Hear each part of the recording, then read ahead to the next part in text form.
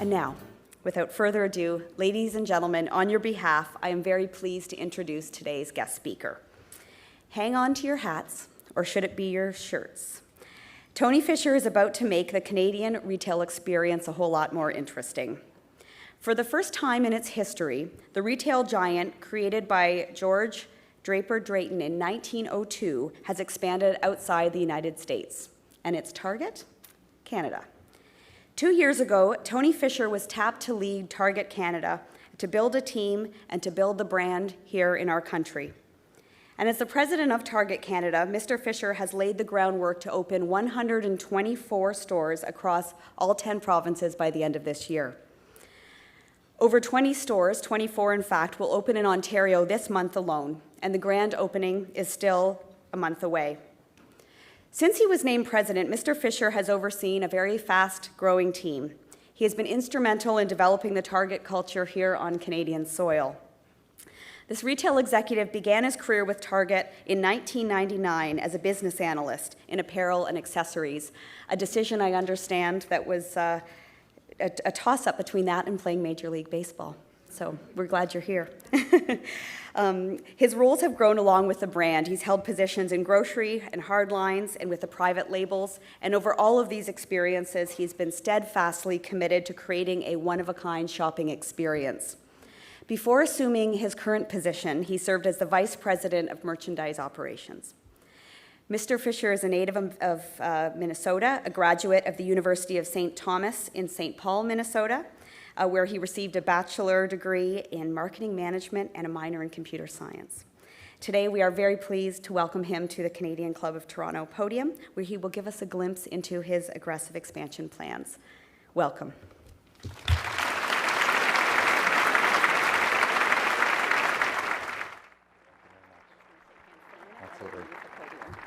You had to make that comment, of course, didn't you? Well, thank you, Allison, for that introduction. And just to clarify, I flunked out of Class A ball. I was nowhere near the big leagues, so I just want to make sure you guys aren't looking up stats on Google right now, because you're not going to be impressed. I want to thank you to the Canadian Club Board today, and for Lynn Chow for inviting me to speak today. And thank you to our luncheon sponsors, First Capital Realty and TD Bank. And thank you to our many Target partners who are also in the room today. I'm proud to be part of Canada's business community, and I'm excited to share with you the progress we've made since announcing our plans for Target Canada back in January of 2011. To be honest, this is kind of a coming out party for Target, if you will. For 2 years, we've had to keep so many things so close to the vest, and as great as it was to have 2 years to plan this expansion, it was equally as great for all of our competitors to have 2 years to plan for our arrival. So it was very important that we were very, very strategic and thoughtful about what we communicated, when we communicated. So I truly am excited to share our plans with you today, what we've already executed and what we plan to execute for the rest of the year. I have to admit, this has been not only the most rewarding time in my career, but also the most stressful in my 14-year career here at Target. We set out on this journey a couple years ago with the goal of achieving a retail expansion of unprecedented scope and speed. And in 2 days, we will have completed our first cycle of openings when we welcome guests into the last 4 stores we'll launch this month. It's been an incredibly busy month for Target, but there's still so much left to do. Our next opening cycle is right around the corner in May, and by the end of the year, we'll have 124 stores open from Atlantic Canada to British Columbia, and more than 25,000 Canadian team members. To put that into perspective, it took us nearly 50 years to achieve a coast-to-coast presence in the United States, and we'll have done that here in less than 3 from when we announced our plans for this expansion. Central to our success is the unrivaled team we've assembled and the strong entrepreneurial culture we've rallied around. But equally important to our work has been Canada itself. When we chose Canada for our first international retail expansion, we did so knowing this is a great place to do business. Canada has a vibrant economy and well-trained workforce, and Target's brand recognition was strong even before we started this process. But after being here for 2 years, hiring new team members, partnering with our communities, and beginning the store opening process, I have to admit that Canada has greatly surpassed the high expectations we started with. I was the first Target team member in Mississauga in the summer of 2011. Literally, I turned on the lights every morning when I walked in. I turned out the lights when I left in the afternoon. And to a guy who was motivated by the passion and the energy of a team, I hated it. I mean, I was on the ground. My team hated it because I had all sorts of free time that I was firing off emails, and politely and kindly, of course, and very motivating. But it was amazing. And I remember the decision to come here was a tough one. I mean, for the first 6 months, we had a lot of decisions to make about our business and about our strategy and how we're going to build our team and what's our operating model going to be like and what's our opening strategy going to be like. And I remember having conversations with John Morioka, who leads merchandising for us, who's over here at the table, and you know, we've never done this before, and there's really no roadmap for this. And we were like, when do we move? When do we get up there? And he said, I don't know when you're going to move, but I'll be your wingman. Whenever you go, I'll go. And so all these tough decisions we were making, one of the hardest ones was when to move. And so I think for me, the decision was, you know, we would hop on a plane, we would land in a market, we would buzz around the market for a couple of days, stay in a hotel, hop on a plane, and then, you know, come back to Minnesota. And for me, you know, thinking about trying to launch an international retail expansion of this size and scope and the amount of time that we're trying to do it in, it wasn't giving us the right perspective of being on the ground, being a consumer, being part of the Canadian landscape. And so, you know, had a lot of conversations, and we decided that, you know what, let's get up there as soon as possible. And summer was a great time because we could get up here before the kids started school. And I got here on August 1st, which I thought was baseball season. Coming from the States, I thought that was baseball season. Come to find out, that's hockey season in Canada.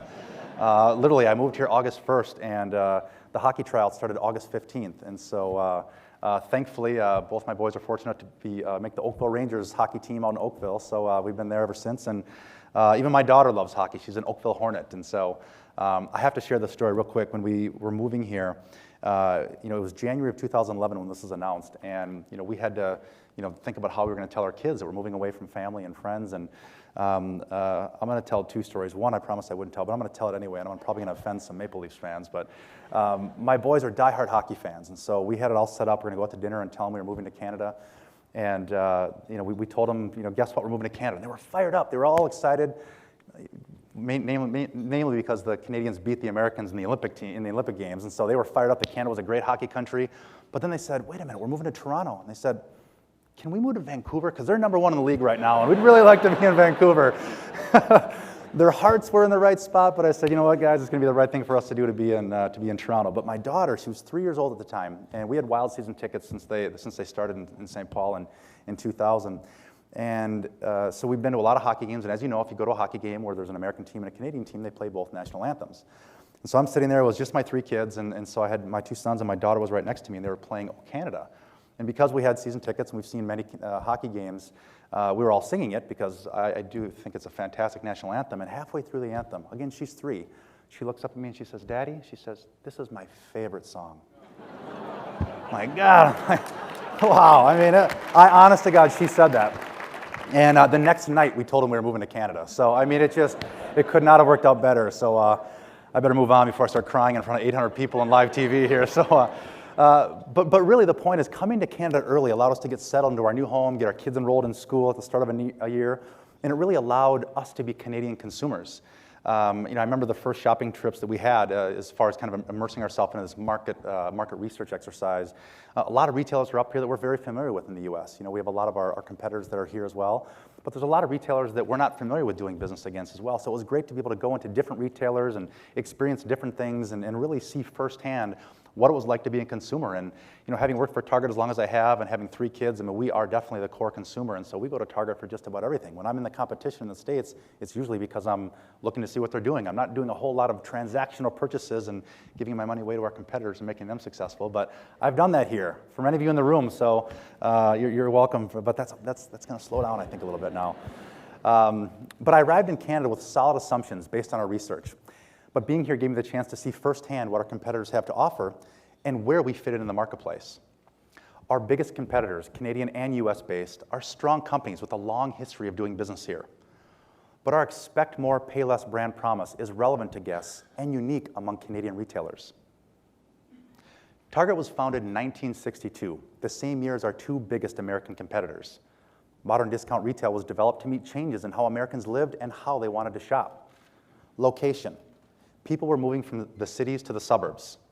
Convenience. There was an increased demand for one-stop shopping, having everything under one roof. And value. Desire for the absolute best price possible. And for most of our first 30 years in business, we competed solely on price alone. But by the early 1990s, it was clear this wasn't a competition that could have multiple winners. So we took a step back, reevaluated the marketplace, and identified an opportunity to fill significant white space. That's the origin of Expect More, Pay Less, our promise to guests that we're going to provide great value and more. Excellent guest service, clean, bright, well-designed stores, industry-leading designer partnerships, and an unrivaled merchandise assortment. Expect More, Pay Less was and remains a key differentiator and has been the driving force in making us the company we are today. To meet the ambitious timeline we set for this expansion, we've adopted values befitting a startup company. We're leveraging the foundational strengths of our US-based operation, especially the emphasis that our team is our biggest competitive advantage, and our focus on collaboration, talent development, and a passion for driving for results. But we're getting lighter and more nimble when necessary. Speed has been at the essence since we started this process because it was important to get stores open as quickly as possible so we could start providing a return on Target's investment. But we knew speed couldn't come at the expense of making the right decisions. We had to be very thoughtful throughout the entire process. So we have focused relentlessly on agility, transparency, and innovation to open stores quickly and so we can sustain our momentum and drive continuous improvement with each opening cycle. A good example of this is the decision we made very early on regarding technology, an area we've had more than 50 years to refine in the United States, but had to establish from scratch in Canada. There was a lot of risk in extending our US technology systems. We have almost 1,800 stores. We've refined them over the last 50 years.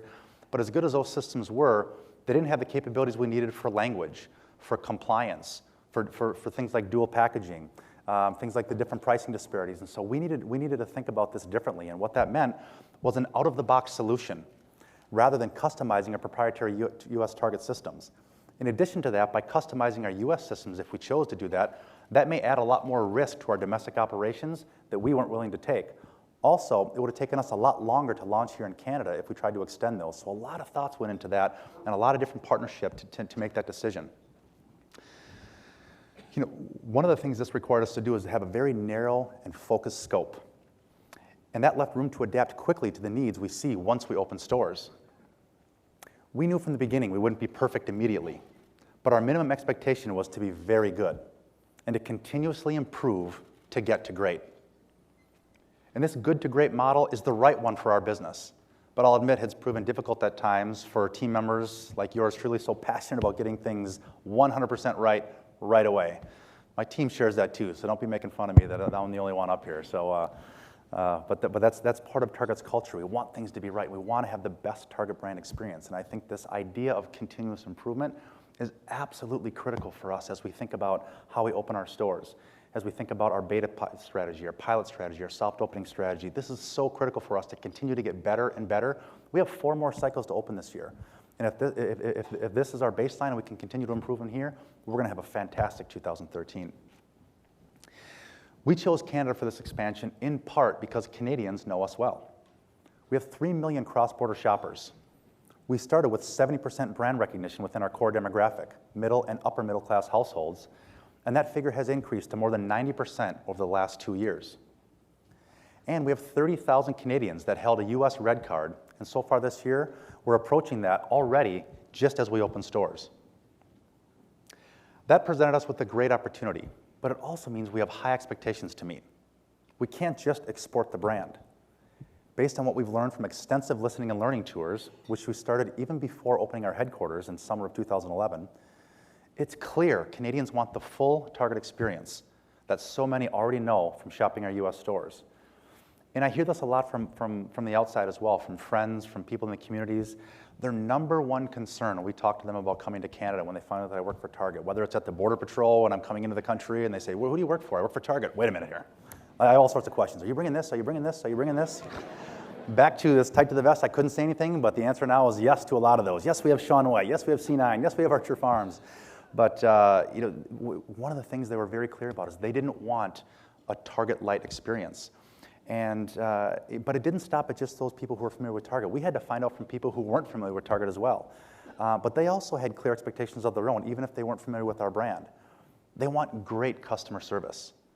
They want something different, something they can't get elsewhere. And they want the choice within one store that provides both what they want and what they need.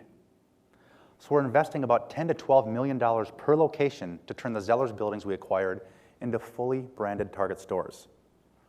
We committed to bringing powerful Target brands like Archer Farms, Market Pantry, C9, Morona, Massimo, Threshold, and Up and Up. Exclusive designer partnerships like Nate Berkus, Sonia Kashuk, Giada De Laurentiis, and Shaun White.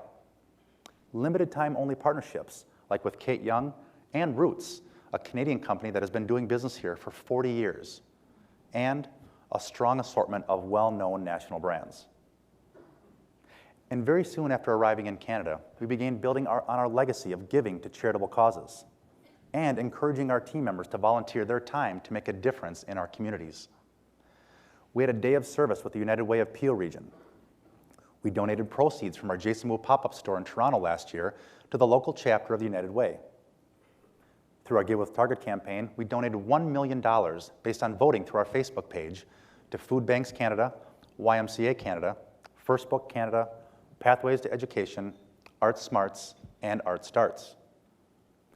We set substantial volunteerism goals as part of Target's commitment to eclipse 700,000 hours of annual volunteer service enterprise-wide by 2015.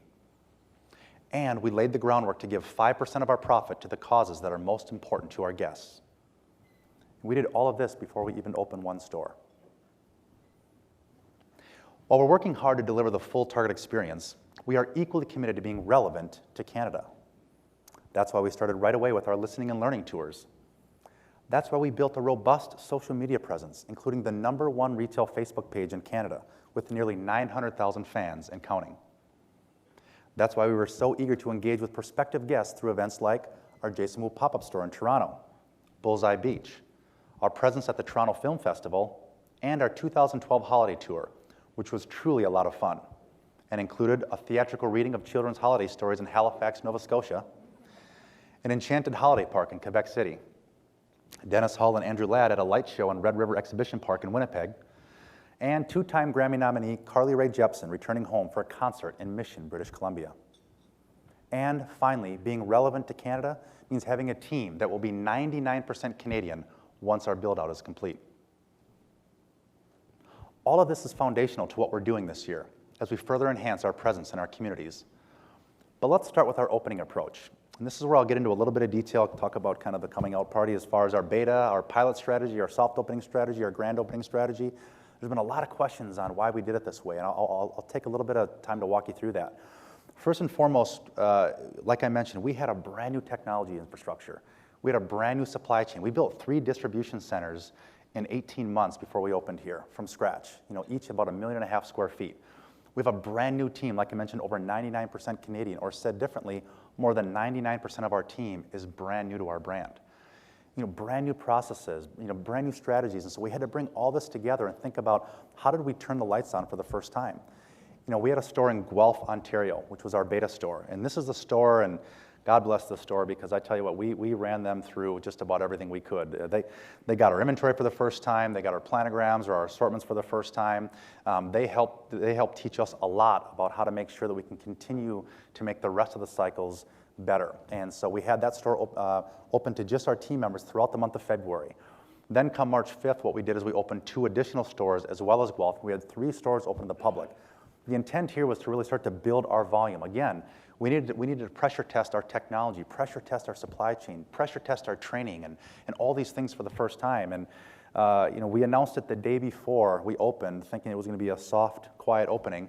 It was anything but that, which was a good problem to have, but it means that we were really chasing a lot of business and chasing inventory and thinking about how do we best replenish most efficiently. And we have tens of thousands of items in our stores that never had sales history. And to bring that on for the first time, did we get it right? How close to the pin are we? How do we need to react very quickly so we can continue to maintain our brand standards? So we started to increase our volume based on additional openings. And then last week, we had 17 additional stores open. So far we have 20 stores open. And I won't ask for a show of hands who's been in our stores, but I'm hoping there's 800 hands that go up here. But something tells me that's probably not totally accurate. But I highly encourage you to get into our stores.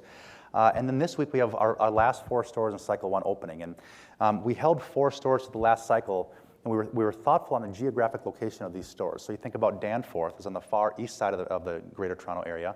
We have Brampton Trinity, which is on the far north side. We have Square One, which is about close to central as we're going to get, and then we have Burlington, which is on the far west side of the GTA. And what we're doing is we're utilizing the teams in these stores as almost little SWAT teams to go out and help the stores that are currently open, whether it's in the back room, whether it's on the sales floor, whether it's how to continue to keep the assortment zoned, or make sure to serve our guests and make sure that we're there on the front lines in case they need anything. And so come Thursday, we're going to be fully open with all 24 stores, and it's going to be very exciting. And then that leads us into our grand opening, which we haven't publicly announced, and so I'll tell you today it's going to be April 5th. That's going to be our grand opening, and just to clarify what that means, in the U.S., we have a soft opening on a Wednesday, and we grand open on a Sunday. Like I mentioned, we've had stores open since early March, and our grand opening is going to be in April. And the big signifier of what a grand opening means is really the time that we launch our first flyer. And that's when we're going to have thousands of items on ad in the store for the first time. And so that's a big event for us so that we can continue to communicate that value message to our guests. But that's going to happen on April 5th, and you should see a little teaser in your paper this Friday, actually, as far as letting you know that that's coming. When you walk into one of our stores, it's clear you're in Target, like you see here with our Square One Mall store in Mississauga. But getting to that point was a challenge because there were very few locations in the portfolio of Zeller's buildings we acquired, like our traditional US prototype. Square One Mall, for instance, is a 2-level octagon with 4 entrances. So we had to think dynamically and take new approaches to provide the very best of Target with some updates for Target Canada, incorporating guest services into check lanes and restock into the fitting room area since we have less front-end space in these stores. Modified signage and in-store navigation, especially for multi-level stores. White gondolas to make the product stand out versus our almond gondolas that we have in the US. Mobile shelving to maximize space in smaller back rooms, and an improved stocking process, getting merchandise directly from our trucks to the sales floor. And we've allowed flexibility in our design so we can be adaptable and make any necessary adjustments once we learn more about how our guests shop our stores. And so I mentioned earlier one of the biggest concerns our guests had was that this was going to be Target Light. The way I look at it, it's actually Target Plus. We've taken all the best of what we had from the US and we've added to it. You think about the bright, clean store, the wide aisles, the trend-right merchandise, the new in-store signing, the great designer partnerships, great Canadian brands in there. I mean, all these things are an enhancement to what we already offer in the US, and we can offer these to Canadians for the first time for guests anywhere. We have new beauty fixtures that are chain-wide in Canada that are only being tested in a few stores in the US. We have designer partnerships that are coming up in the US that we actually have in Canada for the first time. And so all these things are enhancing what we already offered in the US, and it's going to give Target Canadians this idea of Target Plus rather than Target Light. And the lessons from what we've done here will help us with flexible store design in the United States and environmental sustainability, as we're aiming for LEED certification on all of our Canadian stores, which would make us the first North American retailer to hit 100% LEED certification. Last month, we announced our first Quebec collaboration with Melissa Neptune being named the winner of the Target Emerging Designer Award at Montreal Fashion Week. Melissa will create a line to be sold exclusively at our Quebec stores beginning later this year, and her work will also be featured in Elle Quebec. And we're partnering with the Toronto Fashion Incubator on the New Labels competition.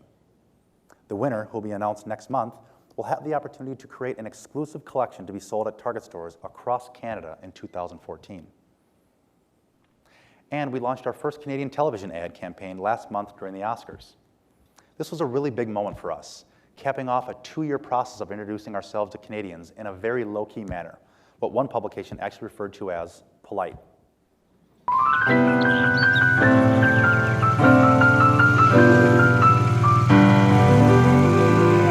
It's a beautiful day in my neighborhood, a beautiful day for a neighbor. Would you, oh would you be mine?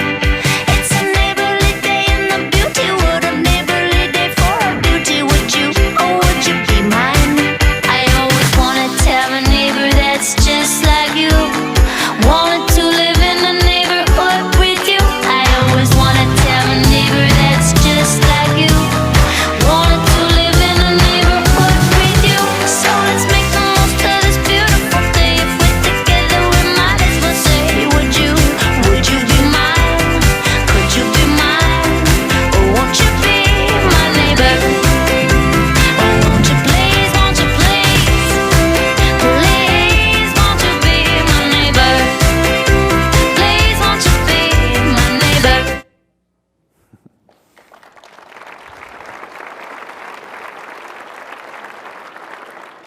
think I should be getting emotional here watching the commercials for as many times as I see it, but I still do. Our approach with this was very deliberate. We wanted to fit in, to be part of Canada, and that meant coming in, asking lots of questions, and learning. We're proud of what we have to offer as a retailer. Target's a great place to shop, but we've always understood this is a two-way conversation, that we have a good story to tell, and Canadians have a lot to share with us. And that's something I hope you'll continue to notice over the course of this year. Getting to the point where we're serving guests is thrilling, representing the culmination of 2 years of hard work and the validation of the entrepreneurial approach we employed to meet our ambitious goals. And we've already learned so much. As a team, our experiences underscore the importance of our culture, agility and transparency, adaptability and concentric learning, and resiliency. And as a leader, how to keep the team motivated, stay relentlessly focused on execution, and remain committed to the long-term vision. And finally, our learning as a business, about our launch strategy, our response to our first ever sales, and continuous improvement. And I know there's plenty more we'll learn as we continue to open stores. That's not only the nature of an international expansion, but of the retail industry in general. And that's something our team has always embraced. We're proud of the stores we're opening right now, and we look forward to getting even better with each additional cycle. Thank you so much, and now I look forward to seeing you in one of our stores, as well as taking some of your questions.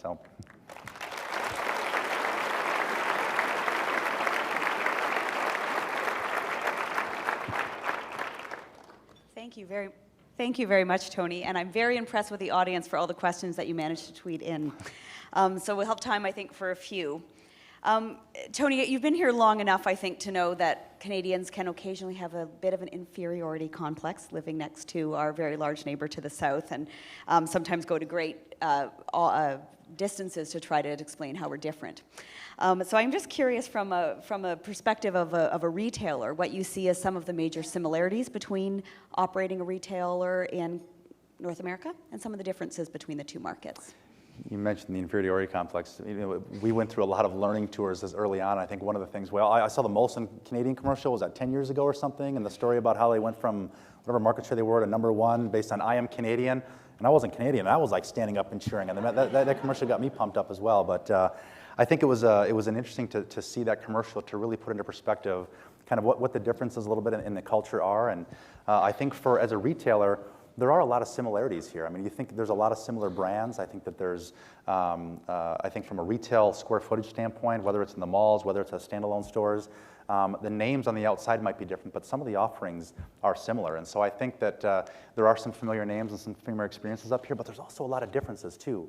I think the way people shop are different. You know, this idea of a one-stop shop, there just isn't the breadth of options from a one-stop shopping experience, which is one of the reasons why I think we're going to be very successful here. And you know, that was one of the things I learned very early on when I moved here in August. You know, whether it's trying to furnish a home, or whether it's trying to shop for your kids, or whether it's sporting goods equipment. And you know, I find myself going to a lot of different retailers, and it helped me learn the competitive landscape, but it also helped me figure out where we could fit into this marketplace. And so, yes, there's some familiar names, but I also think that there's some considerable differences, and there is a white space that I think we can bring, you know, kind of that affordable design to the masses, which I don't think exists to the way it will once we're here.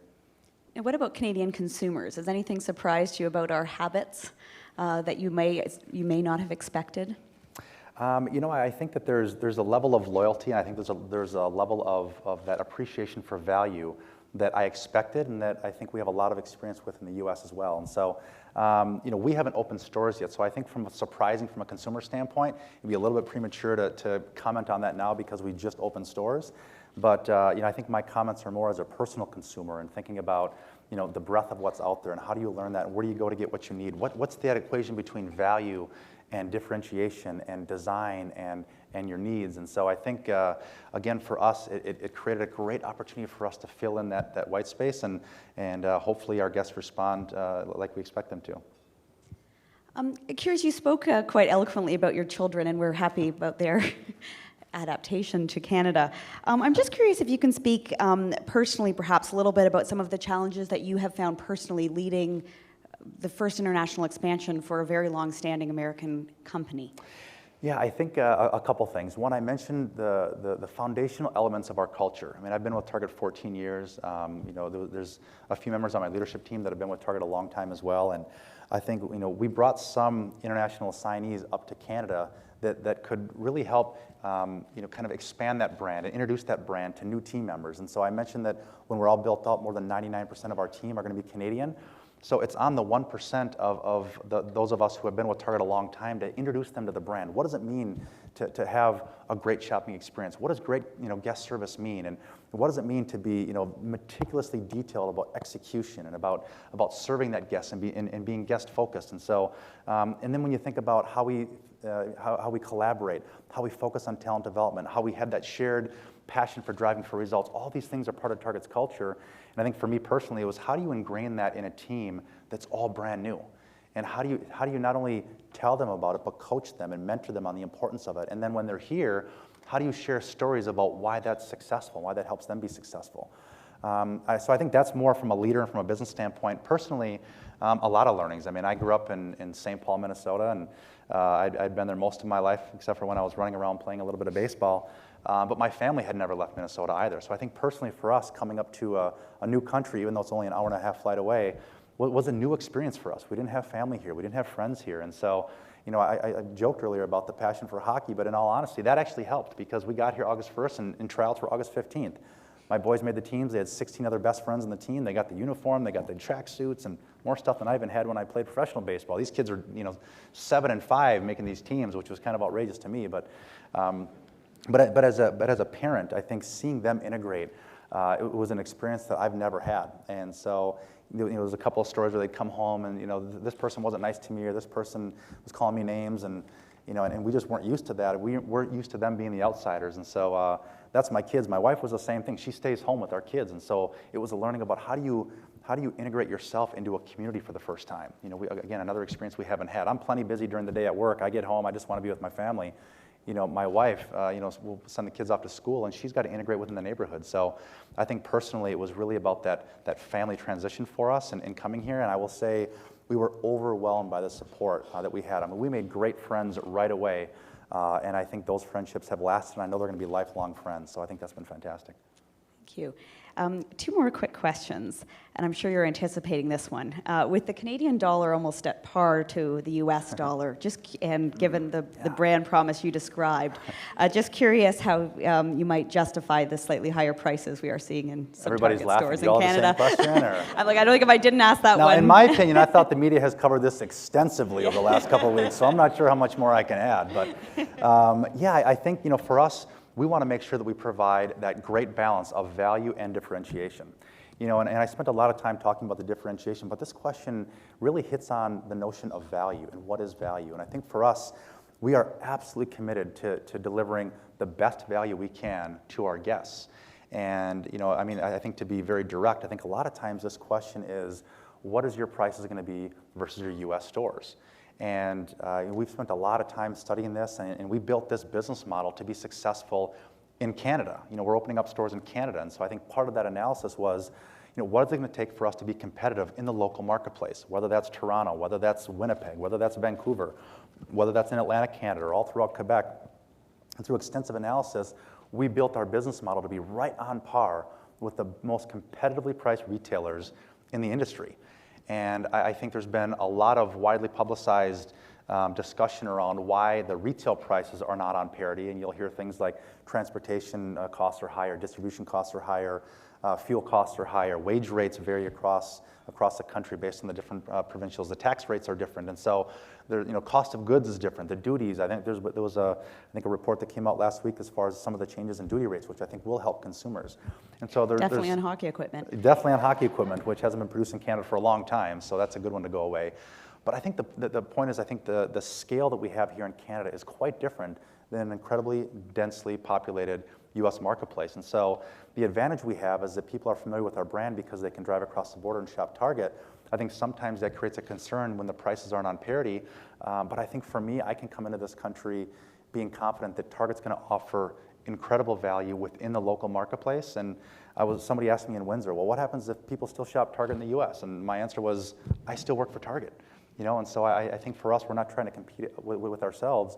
We want to come in here and be competitive with the retail landscape here. And I think the end result of this is, and I think this is where it's going to benefit everybody in this room and every consumer that shops any one of our stores or our competitor stores, is it will make everybody else better, and it will make everybody improve, whether it's their value, their differentiation, their innovation, and we're committed to doing that as well. And so I think that's where, from a value perspective, we are committed to delivering that value, and I think that we're going to do so across the entire store with competitive prices in the local marketplace, and then all those other things that you can only find at Target.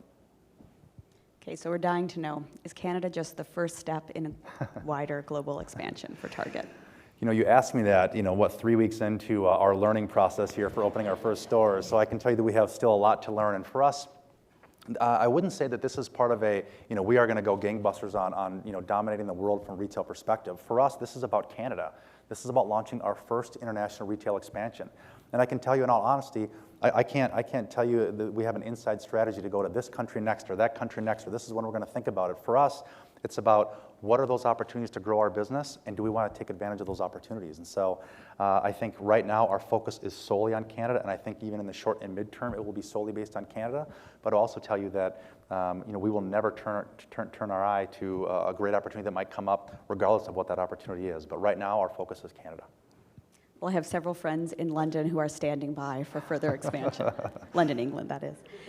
Tony, thank you very much, and everyone please join me in thanking him. Thank you. Thank you very much. That's great.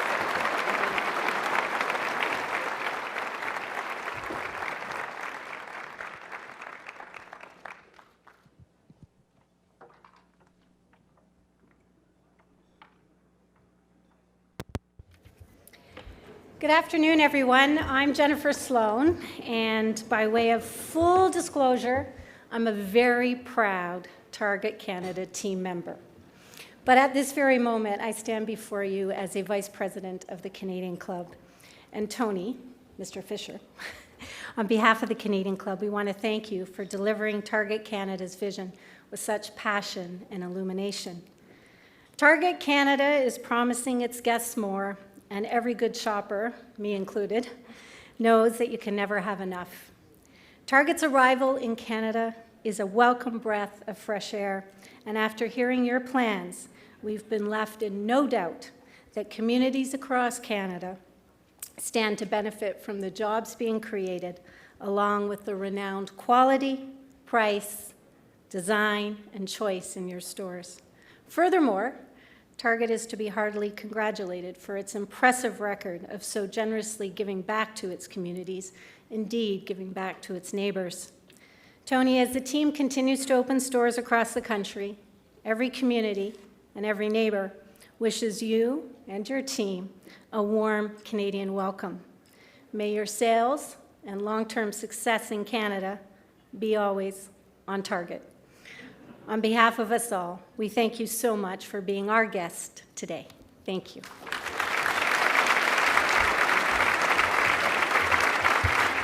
Thank you. Thank you very much, Jen. And Tony, let me echo those remarks. It is a real privilege as part of this organization to meet so many wonderful Canadians and imported Canadians, so thank you. I would also once again like to express a very sincere thank you to today's event sponsors, TD and First Capital Realty. Thank you both very, very much.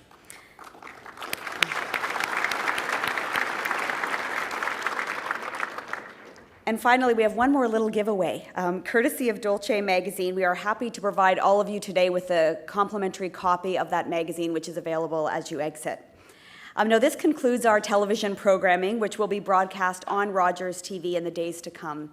We are very grateful to Rogers and to 680 News for their continuing coverage of Canadian Club events. To learn more about the club and our upcoming events, please visit us at canadianclub.org. Thank you all. Have a wonderful day, and this meeting is adjourned.